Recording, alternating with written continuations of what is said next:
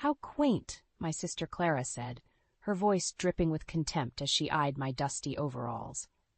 I had just stepped off the red-eye from Nebraska and hadn't even had a chance to shower before being whisked off to the welcome dinner for my sister's posh New York wedding. Clara looked pristine as always in her designer dress and impeccable updo, sitting next to her smarmy fiancé Mark at the head of the long dining table. Mom shot me a weary look. We weren't accustomed to such finery, having lived simple farm lives back home. Dad stared straight ahead, jaw clenched. "It's just Clara's little joke," Mark said with an indulgent chuckle. "I think it's charming that Lena here helps out on the farm. Gets her hands dirty, doesn't she?" My face burned. I opened my mouth to respond, but Dad's hand on my arm stopped me. "Why don't you tell us about the farm, Lena?" Mark prompted. "Clara doesn't like to dwell on the past, but I'd love to hear how you spend your days." All eyes turned to me as I fumbled for words.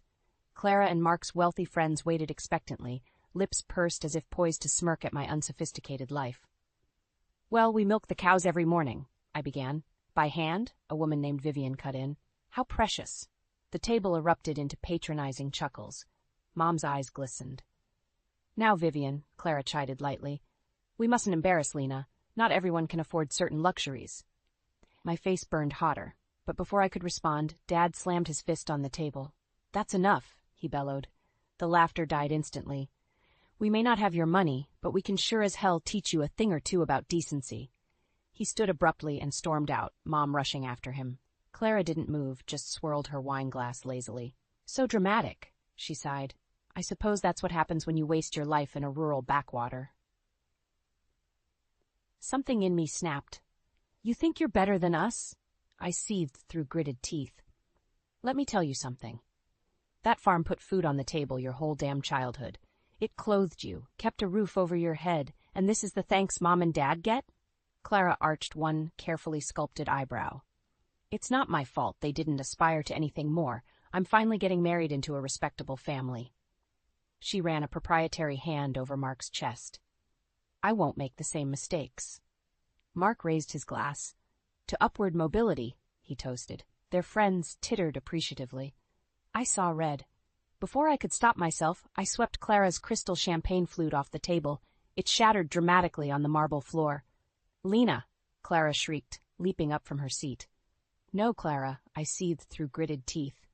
"You don't get to look down on the people who sacrificed everything for you. It's time someone teach you a real lesson in humility." I spun on my heel and rushed out, leaving shocked gasps in my wake.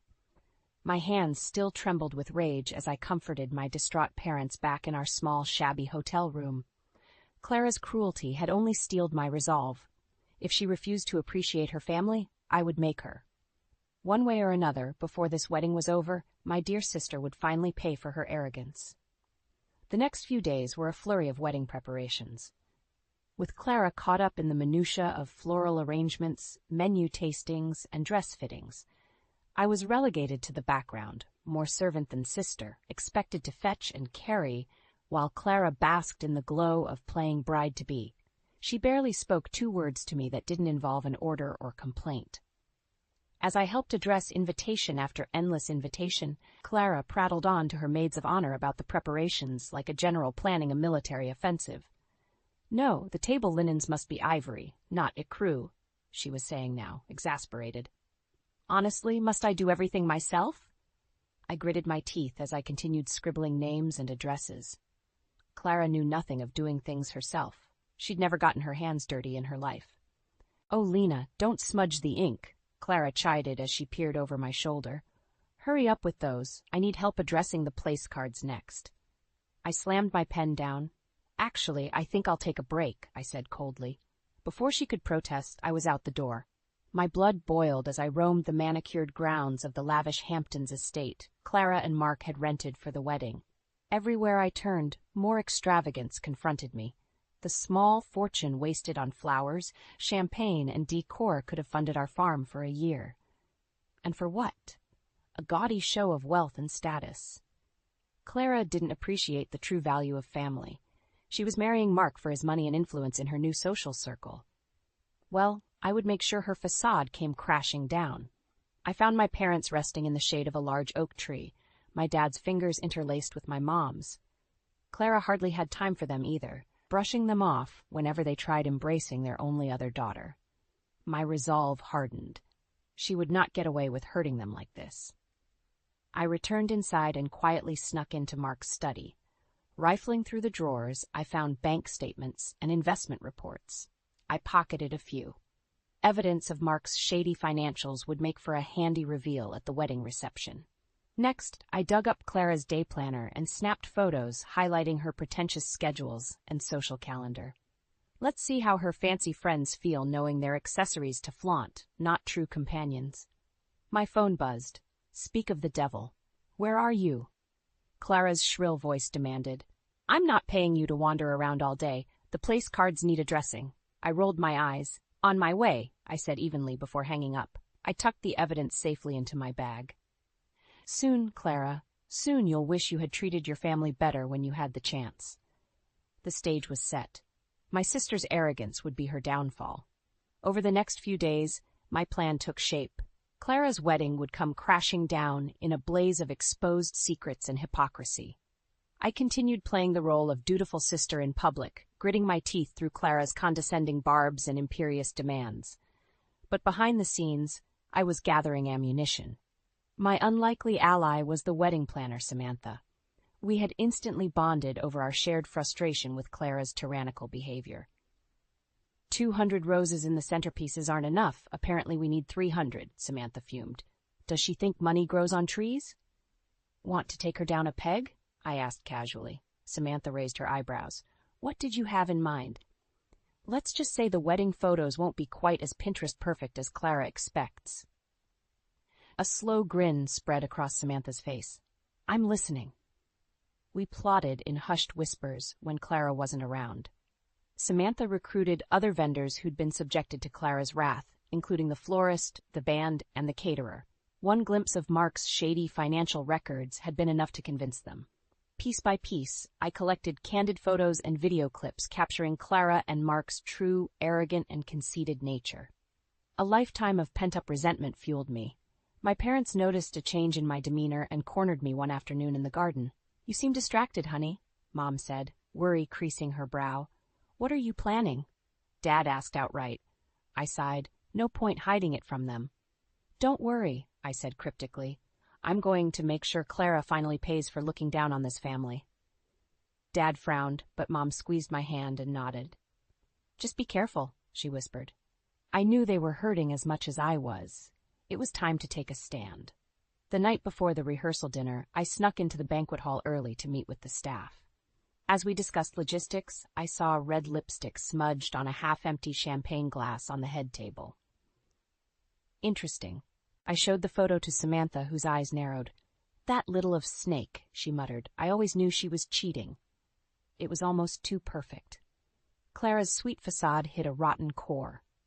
At the dinner, I surreptitiously filmed as she introduced Mark to her friends, fawning over him for show while flashing her alleged lover coy looks across the room. Gotcha. Afterwards, I added the evidence to my growing dossier. Clara's wedding was about to become a one-way ticket to public humiliation.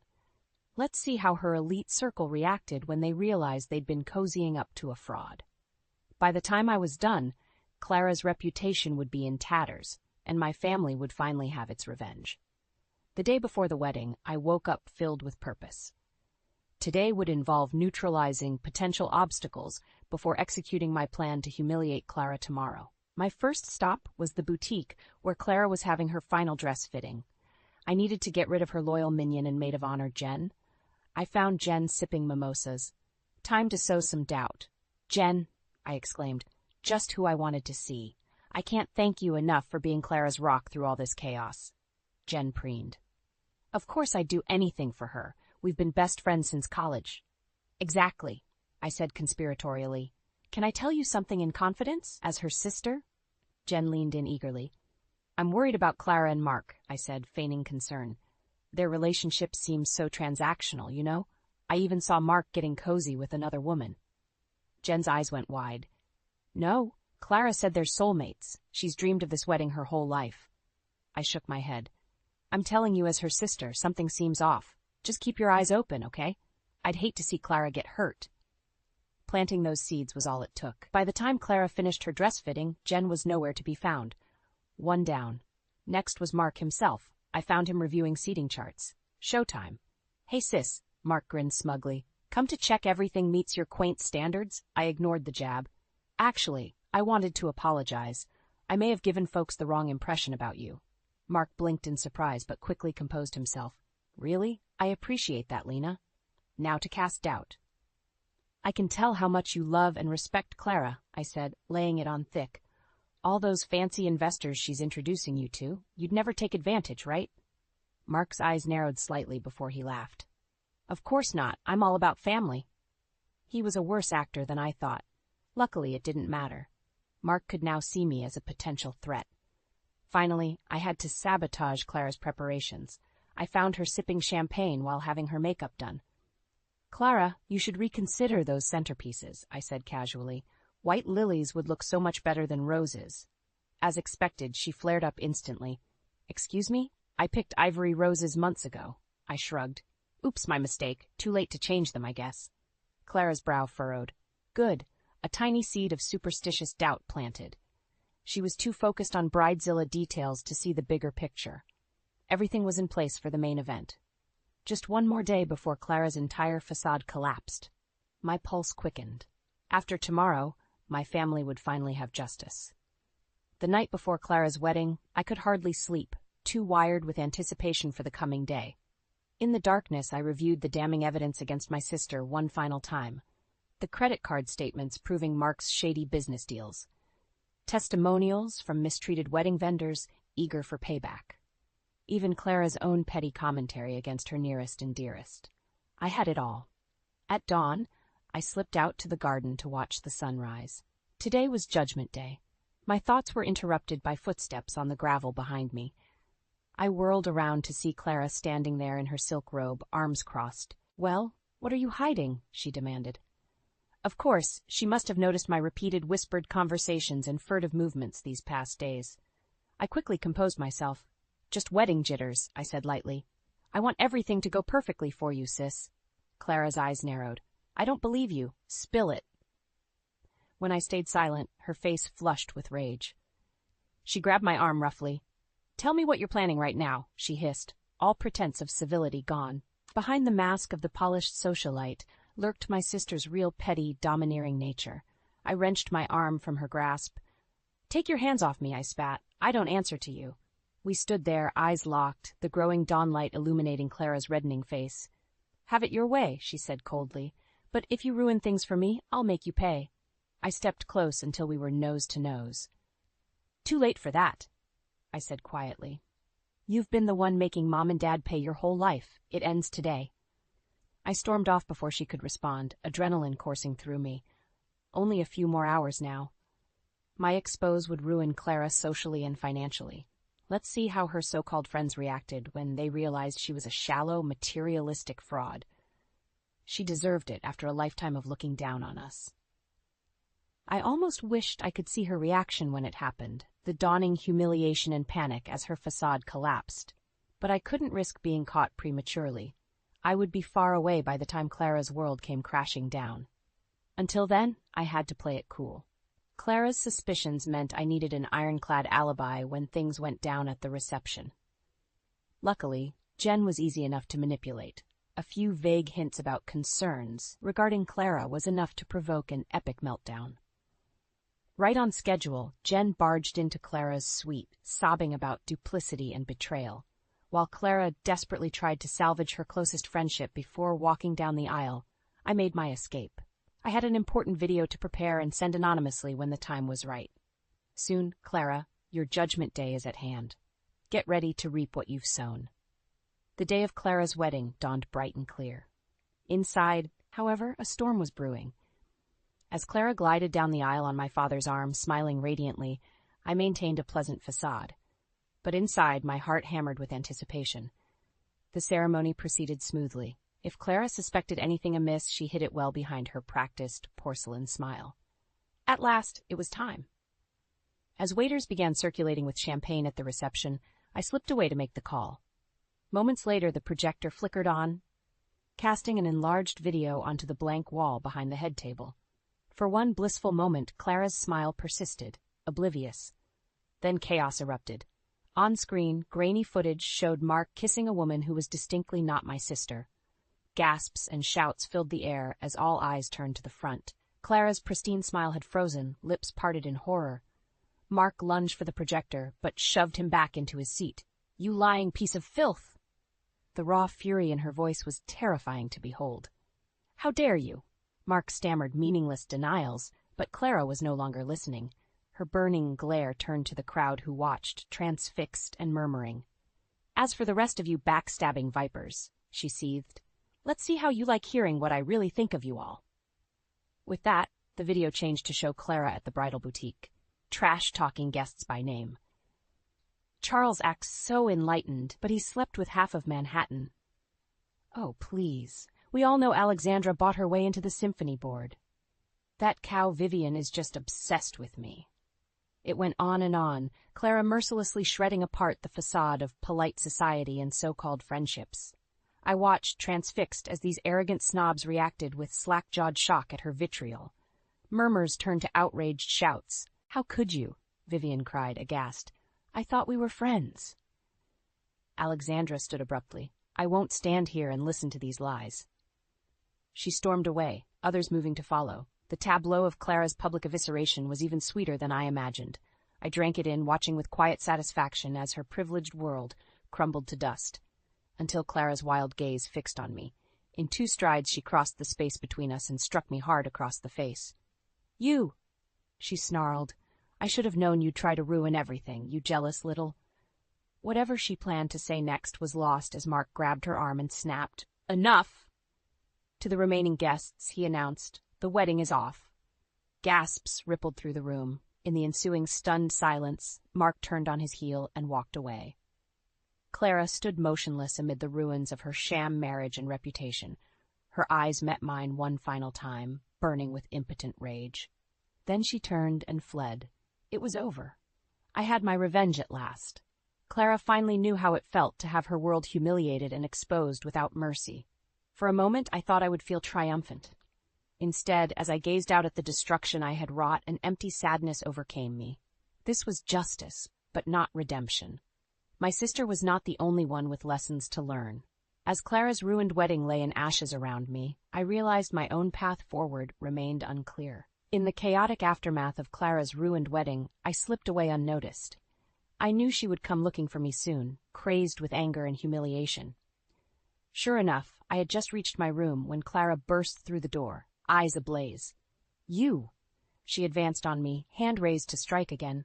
"I want you gone. Your petty jealousy has cost me everything." I stood my ground. "Look closer, Clara. I'm not the one who brought this on yourself." "Don't you dare," she shrieked. I was finally becoming someone, marrying into a good family, not like the nobodies we come from. Her words stung, but I held firm. "Is that all that matters to you? Status and money? What about finding real meaning in life?" Clara let out a hollow, bitter laugh. "Don't lecture me about meaning. Real life isn't some quaint middle American fantasy. I thought you were jealous of my perfect life." "Perfect?" I spat back. "It was a sham built on deceit and vanity." Clara flinched at the harsh truth. For a moment her haughty mask slipped, revealing the scared, insecure girl within, but then her eyes hardened again. "Get out," she hissed, blind fury returning. "I never want to see you again." She stormed out, slamming the door behind her. I stood there shaking, the weight of what I had destroyed hitting me. A soft knock interrupted my thoughts. It was Samantha, the wedding planner. Her smile was bittersweet. "Quite a day, huh?" she said wryly. "I'm almost sorry it's over." I let out a shaky laugh. "It's for the best. Clara needs to change." Samantha nodded. "Hopefully she learns her lesson. And what about you?" I looked away. I didn't regret exposing Clara, but doubts were creeping in. "I need time to think," I said quietly. Samantha squeezed my shoulder. "Whenever you're ready, there are good people waiting." With that, she left. I wish I shared her optimism. Clara was right. I had been jealous of her seemingly perfect life. I realized now no life is perfect, only meaningful if lived with humility and compassion. The path forward would not be easy for either of us. But as I watched Clara's borrowed Bentley disappear down the gravel driveway, this time for good, I knew one thing was certain. Our sibling relationship was shattered forever. For better or worse, things would never be the same again. In the weeks following Clara's failed wedding, the gossip rags had a field day, mocking Manhattan's runaway bride. Her picture graced their covers for a week straight before some other society scandal took over. I read the headlines with a sort of numb ambivalence. I had wanted to see Clara humbled and brought low, yet now that she was, I felt neither vindication nor satisfaction, only sadness for what our family had become. My parents tiptoed around me, unsure what to say after everything that had happened. The unspoken distance between us was worse than any lecture. 2 weeks later, I still hadn't left New York. I kept replaying the sequence of events in my head, wishing I could unravel the tangled knot of sisterhood, jealousy, and retribution that had led us here. One day, as I wandered aimlessly through Central Park, my thoughts were interrupted by a familiar voice. "Lena? Is that you?" I turned in surprise to see Samantha hurrying towards me, beaming. In spite of myself, I smiled back. Samantha's warm caring was a balm amidst the emotional wreckage. We fell easily into conversation, strolling together around the pond as she caught me up on wedding gossip. Finally, she paused, expression growing serious. "Forgive me for prying, but you seem burdened," she said gently. "Have you reconciled with Clara yet?" I let out a harsh, brittle laugh. "Clara and I are done. She'll never forgive me." Samantha squeezed my shoulder. "She will in time, when she's ready to change." I shook my head bitterly. "Clara won't change who she is. I need to accept that." "But you can change who you are," Samantha said. "Leave jealousy and pettiness behind. Forgive others and yourself." Her words resonated within me. I had always thought Clara was the problem in our relationship. Only now did I see my own flaws clearly. In that moment, something shifted inside me. I saw a chance to let go of resentment and embrace empathy. My soul felt lighter than it had in years. I turned and hugged Samantha fiercely. "Thank you," I whispered. "I think I'm finally ready to go home." The next morning, I bid my parents a loving goodbye, promising to visit soon. As I boarded my flight back, the possibilities of the future stretched out ahead of me, rewritten. I didn't know if Clara would ever let go of her anger, but I could let go of mine. That was change enough for now. The wheels lifted off, leaving behind the weight of my sisterly grudge. When I returned home, there was a lightness in my step that hadn't been there before. Who knew what life held next? For today, I was simply grateful for the wisdom I had found and the compassion I now carried within.